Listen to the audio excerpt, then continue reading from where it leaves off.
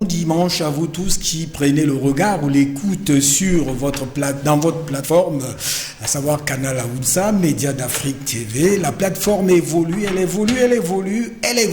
elle va évoluer en grandeur, en audience et en qualité d'ailleurs au plan national au Cameroun, africain et mondial. Et justement, nous avons au cours de cette édition spéciale, c'est la deuxième fois qu'on va le recevoir sur ce plateau. Il s'agit de Pierre Bahu, il est président coordonnateur national de UNADIS US10. C'est une association qui a une ambition d'apporter la probité, l'intégrité, de lutter pour le relèvement des mentalités, en tout cas l'amélioration tout au moins, la prise en compte ou en main de la question des mentalités, des comportements en Afrique et naturellement dans le monde. Nous le recevons aujourd'hui pour la seconde fois parce que cette association prépare aussi une conférence, on va le suivre tout à l'heure, au Cameroun, et je le disais, elle a une vocation universelle. Monsieur Pierre Bayoy, vous êtes encore avec nous ce dimanche après une première émission où on avait déjà parlé de la genèse et l'évolution de votre association, des objectifs, des attentes et autres. Aujourd'hui, nous voulons examiner la vision de l'association dans son prisme humaniste. Alors, bonjour et bienvenue. Bon dimanche. Bonjour monsieur Hubert Tundi et bonjour à tous ceux qui nous suivent, à vous chers téléspectateurs, bonjour aux fidèles spectateurs couchés de Canal Hausa et Média du Peuple. Bonjour Média d'Afrique. Voilà, Média d'Afrique. Média du Peuple, c'est à barrer ici, là, parce que là, c'est okay. Média d'Afrique. Vous devez vous en habituer. Bonjour aussi à tous les membres de la UNADIS et du bureau exécutif qui actuellement est en plein travail pour la conférence de cette semaine. Merci et bonjour à tout le monde. Alors, vous êtes avec nous, mais on dit encore au lendemain de la fête de la Tabaski, pratiquement au Cameroun mais un peu partout dans le monde, on dit encore bonne fête, et on devrait le dire à l'entrée de cette édition, bonne fête à toute la communauté Hausa, musulmane du Cameroun, et naturellement à tous ceux qui suivent Canal Hausa, mais bonne fête à toute la communauté musulmane dans le monde. C'est vrai, la fête c'était hier, mais c'est le lendemain de la fête. Et justement, vous avez adressé une bonne fête à cette communauté musulmane. On en parle. Tout à fait. C'est une communauté très importante dans le Cameroun et dans le monde entier en général. Et il était tout à fait normal que nous puissions être ensemble avec cette communauté, oui, tout en leur adressant une très bonne fête qui, à ce que je sache, s'est très bien passé. Oui. Nous avons été invités, nous avons fêté avec eux, nous avons mangé avec eux et bonne fête quand même en passant. Bonne fête encore. Alors, on va suivre votre message justement donc adressé à la communauté musulmane hier, qui était la fête de la Tabaski, et naturellement aussi le message en background de ce message-là, il y a l'annonce de la conférence. On prend cet extrait, on revient tout de suite.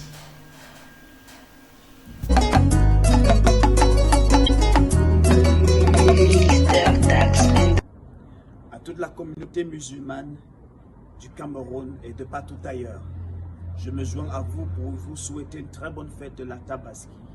Bonne fête de la Tabaski. Et à cette fête, le 16 juillet prochain, 2022, dans l'enceinte de Mansell Hotel, nous vous invitons à une conférence qui nous regardera tous, qui aura pour thème rebâtir l'élite morale islamique au Cameroun et partout ailleurs. Nous aurons autour de nous des très grands imams de la ville de Yaoundé et du Cameroun et de partout ailleurs aussi. Votre présence nous honorera. Bonne fête à vous, bonne fête encore une fois de plus, bonne fête de la Tabaski. Ensemble, rebâtissons, que Dieu bénisse la nation de Cameroun. Bonne fête de Tabaski. Retournons sur ce plateau, il y a quand même le fait qu'il y a un lien entre l'émission de votre association et surtout la vision que nous voulons examiner aujourd'hui et la communauté musulmane, parce que si on fait un lien avec la conférence que vous organisez, elle a pour objectif justement de travailler avec l'élite morale musulmane au Cameroun. Tout à fait. Notre association, comme nous l'avons dit, elle est universelle, oui. Elle n'a pas de distinction religieuse, oui. Elle travaille avec toutes les religions, parce que la morale, c'est une question qui regarde tout le monde. Tout à fait. C'est pourquoi la conférence du 16, nous avons pensé au thème rebâtir l'élite morale islamique au Cameroun, gage de l'émergence sociale et de la promotion du vivre ensemble.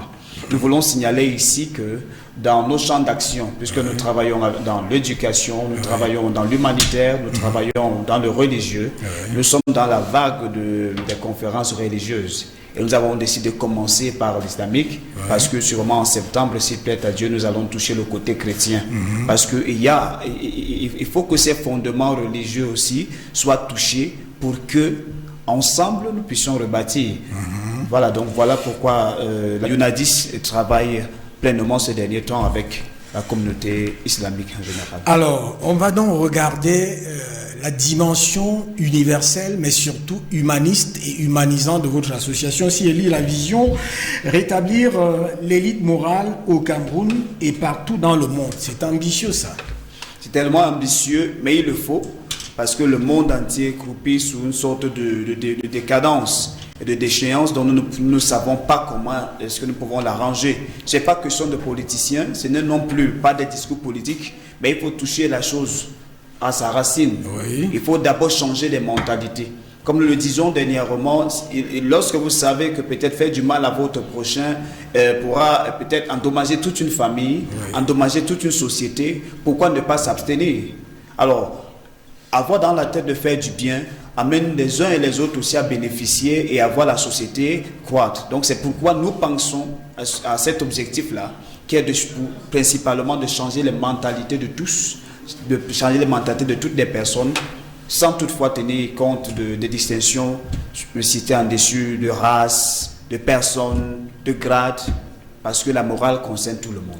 Est-ce que votre projet n'est pas faramineux et il pourrait prendre de l'eau quand vous avancez? Parce que lorsqu'on regarde que c'est vous qui le constatez, le monde en décadence, la corruption, la prédation, le mensonge, la duplicité, en fait la relativisation du mal, du bien et du mal, c'est-à-dire qu'on confond tout. Est-ce que votre projet n'est pas trop grand et que vous êtes petit, en fait, et permettez-moi l'expression. Oui, merci pour cette expression. Quelqu'un m'a chanté, l'a dit Kirikou est tout petit comme ça, mais il est fort. Et aussi, il y a un texte sacré qui dit quelque part qu'une personne ne méprise ta jeunesse. Cela veut dire qu'il est tellement grand, mais je sais que petit à petit, Inch'Allah, nous allons arriver par le concours de toutes les personnes, parce que au fur et à mesure que nous gagnons des personnes, au fur et à mesure qu'une seule personne change de comportement, ça entre à peu près dans le CV de l'ONG qui a pour objectif de s'étendre. Alors, lorsque la multitude, souvenez-vous que notre objectif général, c'est de faire de 27 millions, bien de 40 millions, pas seulement de Camerounais, mais de tout le monde entier, même disons un peu des élites morales, des personnes d'influence positive dans leur société. C'est pas facile, mais ça va arriver. Parce qu'au fur et à mesure que nous tenons des conférences, dans des débats, dans des lycées, dans des collèges, dans des entreprises, nous voyons des comportements changer, nous avons des témoignages. Alors, ça c'est une chose, mais je voudrais qu'on regarde la vision dans son sens humaniste et universel. Alors, comment vous allez gérer cette affaire du capitalisme où c'est pratiquement 13 ou 20 personnes, à la limite, qui ont plus de la moitié des richesses de la terre? C'est vraiment difficile, mais je crois que l'éducation, c'est la bonne forme qui puisse permettre à ce que les mentalités soient changées. Voilà. Si déjà nous passons, et éduquer veut dire parler, reparler, parler aussi longtemps qu'on a la possibilité de parler.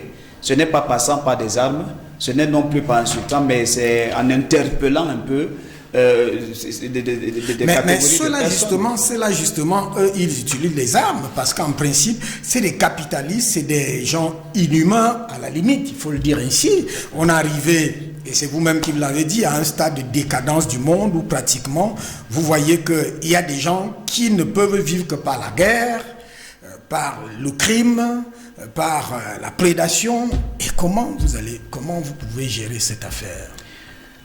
Là encore, je continue à le dire, l'affaire semble vraiment délicate, mais elle n'est pas si délicate que cela. Pourquoi? Parce que l'interpellation, c'est ce que nous appelons la sensibilisation chez nous. Oui. Voilà. Quand on sensibilise par des médias, par des écrits, Je crois que avant que le noyau central ne soit touché, ça commence toujours par, comme on dit chez nous, les à côté. Vous voyez, avant de toucher un noyau, il faut d'abord commencer par la base. On commence par peut-être des enfants. Si les enfants changent dans la maison, et sûrement les parents un jour vont comprendre qu'ils auront raison, ils vont changer. Ce qui veut dire que s'il y a peut-être 13 personnes qui peuvent gérer les biens d'une grande communauté. Ouais. L'objectif ici n'est pas, l'objectif spécifique ou bien direct n'est pas généralement ces 13 personnes. C'est d'abord leur entourage qu'il va falloir toucher. Ouais. C'est pourquoi nous passons par des médias, c'est pourquoi Médias d'Afrique nous ouvre cette opportunité de avec Canal Aoussa, avec Canal Aoussa, qui est en phase avec toute la communauté musulmane. Voilà, c'est pour toucher d'abord cette base. Que ce soit au Cameroun ou hors du Cameroun. Voilà, et c'est cette base-là qui, au fur et à mesure qu'elle se comportera de la manière que nous voulons, c'est elle qui va changer ce groupuscule. Je reste toujours avec vous. Alors, quelles sont vos stratégies?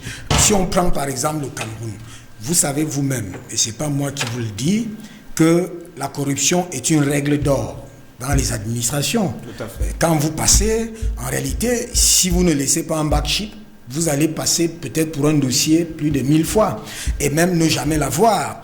Et c'est donc pas seulement l'administration qui est touchée, c'est les entreprises, c'est les structures, c'est les familles.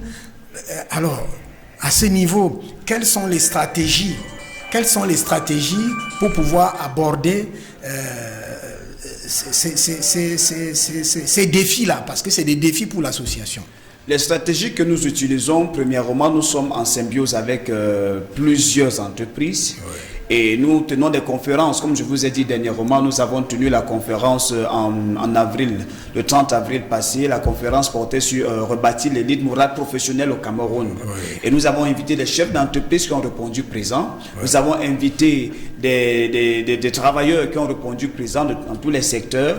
Et nous avons travaillé avec la CONAC, par exemple, oui, pour leur faire comprendre... La Commission nationale anticorruption. Voilà, pour leur faire comprendre combien... Même comme si c'est une structure qui est contestée par beaucoup de personnes parce qu'elle n'a pas une force coercitive.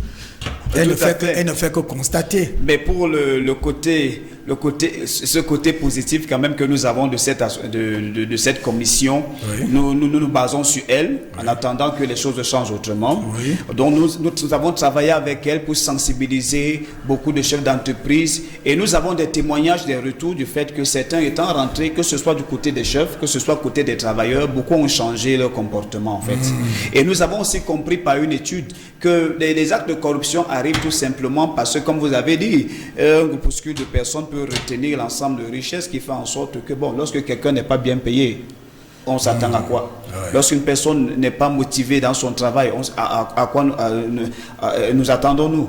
Alors, mais il était question que nous puissions, par la voie de la sensibilisation, amener aussi les chefs d'entreprise que les travailleurs à comprendre qu'il faut que chacun puisse respecter les droits de chacun, valoriser l'effort de tout un chacun, afin que des effets tels que la corruption soient évités.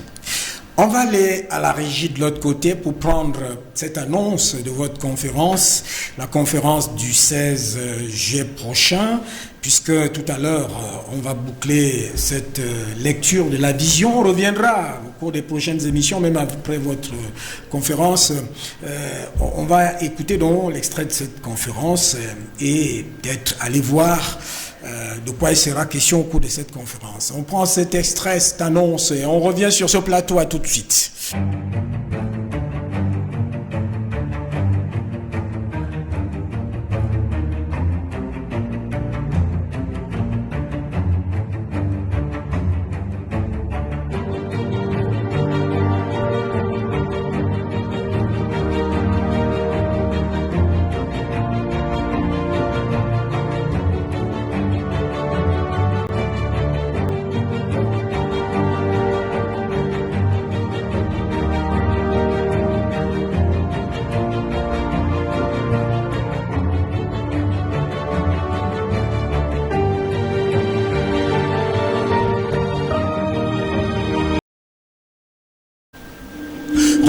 Plateau après cet extrait, cette annonce de cette conférence de Unadis to USD qui va se tenir dans le 16 juin prochain. C'est à l'hôtel Mansell, l'hôtel, et justement on va parler.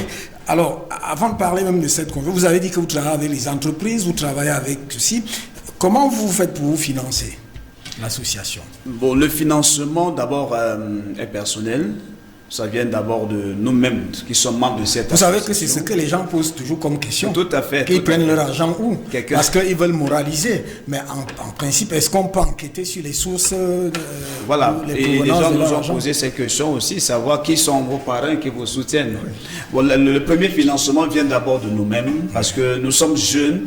Et cette volonté que nous avons nous amène aussi à faire des sacrifices pour permettre à ce que cette ONG, là, cette association, l'avance. Et la deuxième source de financement, c'est beaucoup plus des mécènes aussi. Ouais. Et nous continuons à appeler des mécènes parce que la tâche est tellement immonde. Et nous les avons appelés les PVPs, particuliers visionnaires passifs. C'est-à-dire, ce sont des personnes qui voient que vraiment il y a un problème dans notre société, mais comme elles ne peuvent pas se lever, sortir de leur bureau, sortir de leur entreprise pour faire le travail que la UNADIS fait, elles sont des personnes passives. Maintenant, qu'est-ce qu'elles font? Elles soutiennent la UNADIS par des dons de toutes les natures afin que la mission puisse avancer. Donc il y a ces mécènes, il y a des bienfaiteurs aussi. Dans le mécénat, voilà. Dans le mécénat, il y a pas toujours que des bonnes choses. Hein? Oh, oui, bon, mais nous trions ce qui est comme bon. vous êtes dans le sens de la moralisation, de la probité et de toutes les valeurs dont on voit ici, mais dans le mécénat, je lis la probité, excellence, mais dans le mécénat, c'est pas souvent ça. Oui, bon, mais nous attelons à accepter tout ce qui est bénéfique, ouais. Et nous vérifions bien les sources.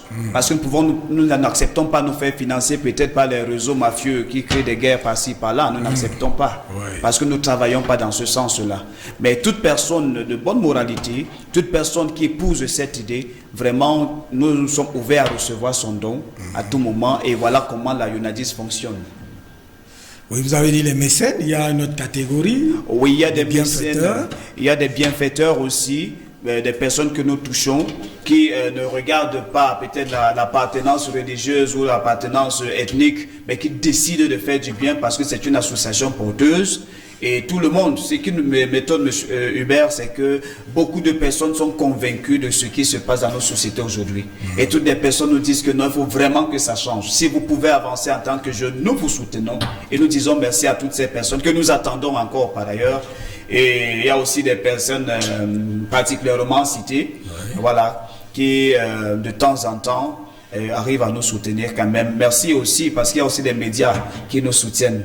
Il y a Canal Aoussa et Médias d'Afrique qui nous soutiennent. Vraiment merci à toutes ces personnes et nous continuons toujours à attendre. Alors, on va vers la fin de cette édition, elle est très courte, c'est vrai, c'est le temps convenu. Alors, si on regarde votre... je me permets de le présenter à l'antenne, on vous voit là avec un monument camerounais. Bon, je ne sais pas ce que ça explique, ce monument-là.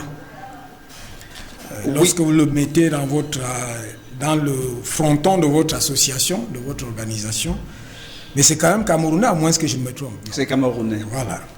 Voilà, ce monument, il est vraiment historique. Et vous savez, ces monuments sont des monuments qui rappellent un peu l'histoire du Cameroun.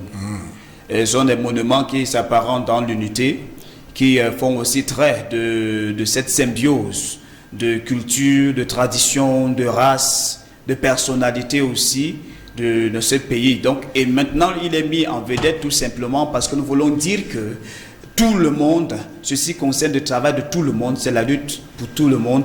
Nous devons tous nous mettre ensemble afin de pouvoir sauver notre nation tout entière, la sauver par le retour aux pratiques morales, aux vertus positives. Bon, c'est vrai que c'est le monument camerounais, mais je crois que d'une manière spirituelle, il y a le monument qui est purement universel. Parce qu'on peut parler dans chaque pays, prendre des monuments phares. Donc c'est pour dire que tous ensemble, nous devons rebâtir, d'où notre slogan, ensemble rebâtissons, together let us rebuild. Alors, on va quand même se poser la question de savoir le discours que vous portez, c'est-à-dire les discours que vous portez à la jeunesse.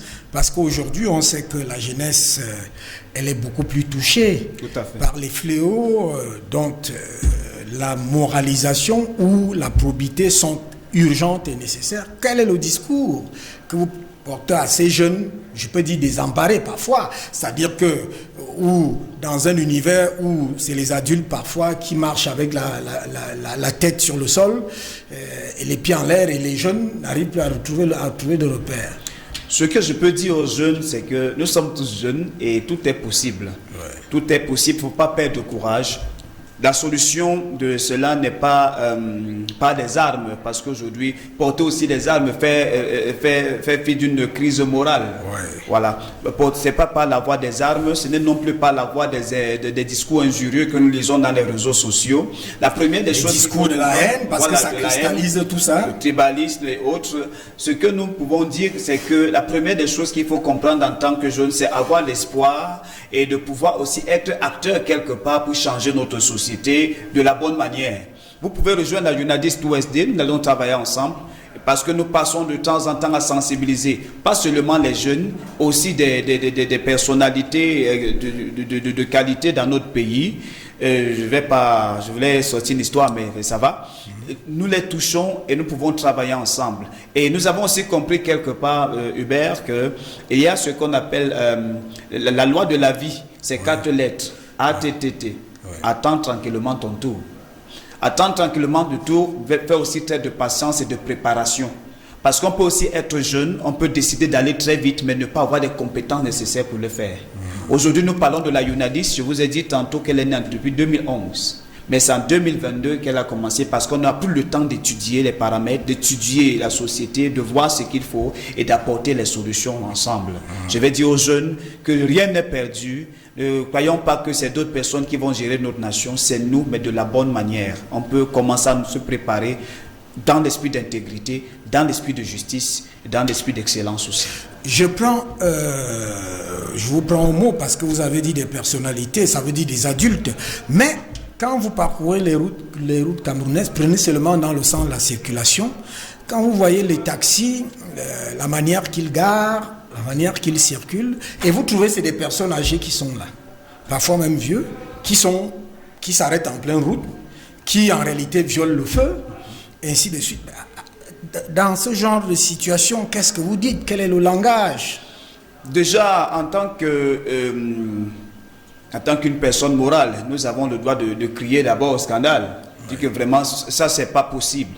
Et on ne va pas tellement juger des gens dans ce cas. Pourquoi? Parce qu'on se rend compte que c'est juste une répétition de ce qu'ils ont appris. Alors, nous avons ici la tendance, l'engouement de vouloir changer cette manière de faire. C'est pourquoi nous encourageons beaucoup plus la police aussi à faire son travail de la bonne manière.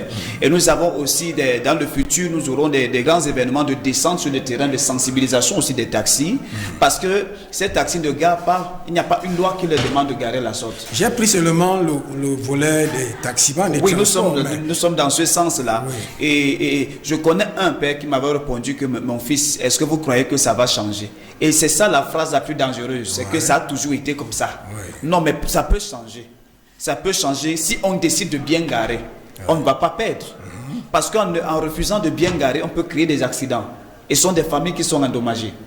Alors, nous, dans ce cadre, nous continuons toujours par les... Ou de violer le feu avec une vitesse extraordinaire. Et doubler aussi d'une très mauvaise manière. J'ai vu tout ce matin. Voilà. Et nous passons toujours par le moyen de la sensibilisation. Et nous avons des très grands programmes comme cela. Nous allons descendre, sensibiliser toutes les couches. Il n'y a aucune couche qui va rester. Même les ménages ne resteront pas en arrière pour essayer de changer quelque chose. Nous avons besoin de ça dans notre société, dans le monde entier.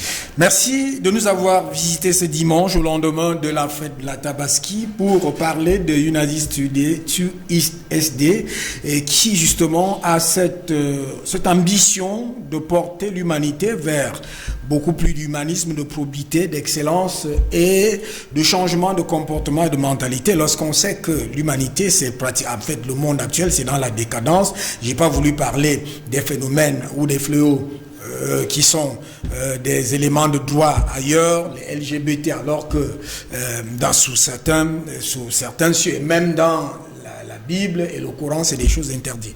Alors, un mot de fin de votre part, qu'est-ce que vous dites pour samedi prochain? Voilà, pour samedi prochain, dès 10h, j'aimerais encore une fois de plus inviter la grande communauté musulmane. Nous avons achevé la fête hier et nous allons la continuer le 16. Parce qu'à ce moment, nous aurons encore autour de nous un très grand panel constitué des grands imams de la cité, peut-être même de certains autres pays, parce que nous avons besoin de toucher le socle et dire à tous ceux qui sont des nôtres dans cette grande communauté qu'on peut changer notre comportement, on peut changer beaucoup de choses, parce que le Saint-Coran même nous amène à changer beaucoup de choses. À cet effet, nous répondons au 675 16 30 09, 675 16 30 09, 650 79 39 36, ce sont nos numéros WhatsApp. Vous pouvez nous écrire là-bas, vous pouvez nous faire un don pour qu'on organise cela ensemble. Nous serons très fiers de vous recevoir, ça sera de très bons moments. Nous allons danser ensemble, nous allons écouter des bons discours, des bonnes prestations et des bons enseignements aussi de beaucoup d'imams.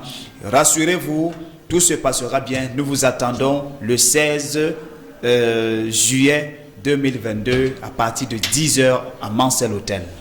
Merci d'être passé, madame. Merci de nous avoir accordé votre temps pour cette édition spéciale des Unadist USD, qui en principe est une association qui a pour ambition, et c'est ça le leitmotiv, la vision, c'est-à-dire relever, rebâtir l'élite morale du Cameroun et partout dans le monde, c'est-à-dire apporter un peu d'humanisme et de moralité, d'éthique à ce monde qui va en décadence.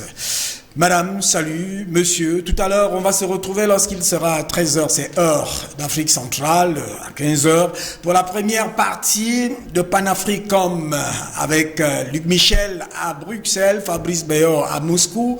Et la deuxième partie, ce sera aux encablures de 15h avec justement d'autres invités, Valentin Bemouyeme, Privan Gomon, Aïyao Nenonene, probablement invité spécial Amina Fofana depuis Bamako et naturellement aussi peut-être Padia Sanga de l'autre côté d'Hambourg en Allemagne. Madame, salut. Monsieur, bonsoir.